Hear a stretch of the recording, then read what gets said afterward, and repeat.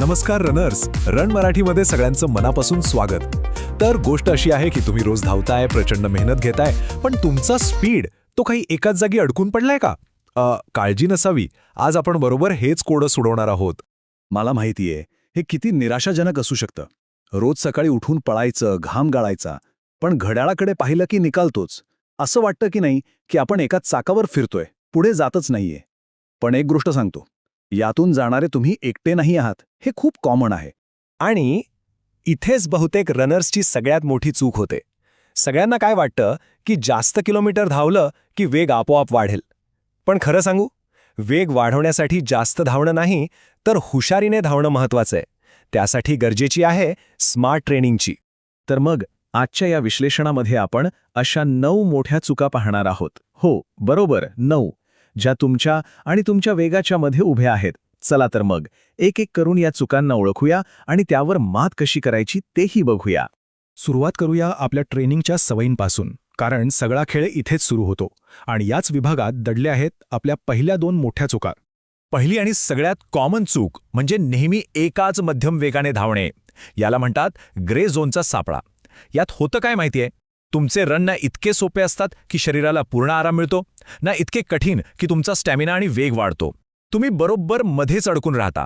यातून बाहेर पडण्याचा एकच मार्ग आहे. जे सोपे दिवस आहेत ते खरंच सोपे ठेवा आणि ज्या दिवशी जोर लावायचा आहे त्या दिवशी पूर्ण ताकद लावा. दुसरी चूक आहे स्पीड वर्ककडे सरळ सरळ दुर्लक्ष करणं.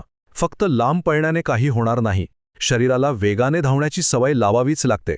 त्यासाठी काही खास वर्कआउट्स आहेत, जसं की काही सेकंदांचे वेगवान स्प्रिंट्स म्हणजे स्ट्राइड्स, धावणे आणि चालणे यांचं मिश्रण असलेले इंटरव्हल्स आणि एकाच वेगात जास्त वेळ धावणारे टेम्पो रन्स.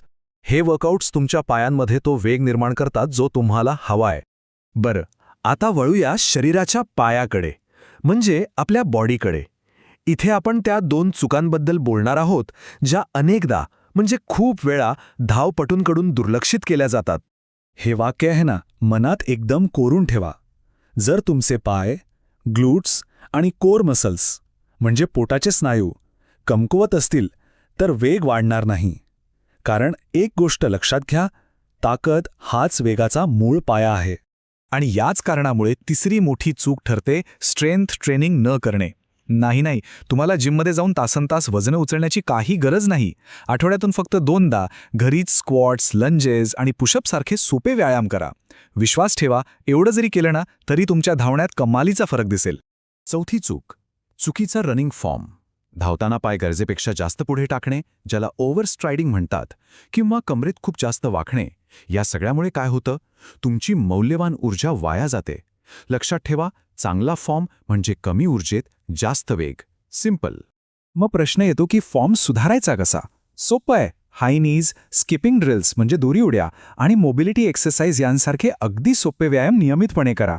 याने तुमचा फॉर्म सुधारेल, धावणं जास्त इफिशियंट होईल आणि वेग आपोआप वाढेल. आता आपण बोलूया त्या भागाबद्दल जिथे सर्वात जास्त धावपटू चुकतात. तो भाग म्हणजे रिकव्हरी आणि आहार. ट्रेनिंग जेवढा महत्त्वाचा आहे ना, खरं तर तेवढंच हेही महत्त्वाचं आहे. 5वी चूक, प्रत्येक रनला एक शर्यत समजणे. रोज स्वतःचाच रेकॉर्ड मोडण्याच्या नादात आपण आपल्या शरीरावर प्रचंड ताण टाकतो. आणि मग याचा परिणाम काय होतो? थकवा, निराशा आणि दुखापतीचा वाढता धोका. म्हणून एक मंत्र कायम लक्षात ठेवा. ट्रेनिंग हुशारीने करा, रेस कधीतरीच लावा. प्रत्येक रन ही अंतिम परीक्षा नाहीये, तर त्या परीक्षेसाठी केलेला एक छोटा सराव आहे बस. 6वी चूक, पुरेशी रिकव्हरी न घेणं. तुम्हाला सतत थकवा जाणवतोय का? झोप पूर्ण होत नाहीये? वर्कआउट खूपच जड वाटतोय? ही सगळी लक्षणं आहेत की तुम्ही शरीराला आवश्यक आराम देत नाही आहात. आणि एक गोष्ट नेहमी लक्षात ठेवा, शरीर वर्कआउट करताना नाही तर त्यानंतरच्या आरामात म्हणजेच रिकव्हरीमध्ये मजबूत बनतं. याचा अर्थ काय? सोपं समीकरण आहे. रिकव्हरी म्हणजे प्रगती. जेव्हा तुम्ही शरीराला विश्रांती देता तेव्हाच तुमचे स्नायू स्वतःला दुरुस्त करतात आणि पूर्वीपेक्षा अधिक मजबूत होतात. आणि यासाठी दररोज रात्री शांत, सलग 7 ते 9 तासांची झोप घेणं अनिवार्य आहे. आणि 7वी चूक, चुकीचा आहार. अरे, धावण्यासाठी शरीराला इंधन लागतं आणि ते इंधन म्हणजे आपलं जेवण. जर तुम्ही शरीराला योग्य प्रमाणात प्रोटीन, कार्ब्स आणि आयर्न देत नसाल तर तुमची गाडी धावणार कशी? बरोबर ना? तुमच्यात ऊर्जाच नसेल आणि वेग आपोआप कमी होईल. धावणं हे फक्त पायांचं काम नाही, तर ते मनाचंही आहे. चला आता वळूया आपल्या शेवटच्या 2 चुकांकडे, ज्या थेट आपल्या मनाशी आणि आपल्या सवयींशी जोडलेल्या आहेत. 8वी चूक, मानसिक तयारी न करणे. अनेकदा काय होतं, आपलं शरीर नाही तर आपलं मन हार मानतं. धावताना जेव्हा डोक्यात नकारात्मक विचार येतात ना, तेव्हा त्यांना बाजूला सारा. स्वतःला छोटे मंत्र सांगा, शांतपणे धाव, रिलॅक्स, फक्त पुढचं पाऊल. लक्षात ठेवा, मन जिंकलं तर शरीर कधीच हार मानणार नाही. आणि शेवटची 9वी चूक, तेच रटाळ ट्रेनिंग रुटीन. जर तुम्ही रोज तोच मार्ग, तोच वेग आणि तेच अंतर धावत असाल तर शरीराला त्याची सवय होते आणि मग तुमची प्रगती तिथेच थांबते. शरीराला सतत धक्का देत राहणं, त्याला नवीन आव्हानं देणं खूप गरजेचं आहे. तर या होत्या त्या 9 चुका. आता या सगळ्याला जोडून वेगवान धावण्याचा खरा मार्ग काय आहे ते थोडक्यात पाहूया. एक गोष्ट आता अगदी स्पष्ट झाली असेल. वेग फक्त जास्त धावल्याने वाढत नाही. तो वाढतो स्मार्ट ट्रेनिंग, योग्य आहार, पुरेशी रिकव्हरी, शारीरिक ताकद आणि सकारात्मक मानसिकता या 5 मजबूत स्तंभांवर. आणि सगळ्यात चांगली गोष्ट ही आहे की यापैकी फक्त 1 किंवा 2 गोष्टी जरी तुम्ही सुधारल्या ना, तरी तुम्हाला तुमच्या वेगात फरक नक्की जाणवेल. तर आता तुमची पाळी. या 9 चुका ऐकल्यावर अशी कोणती चूक आहे जी तुम्हाला वाटते की तुम्ही करत होता? खाली कमेंट्समध्ये नक्की सांगा. चला एकमेकांच्या अनुभवातून शिकूया आणि एकत्र मिळून वेगवान धावूया.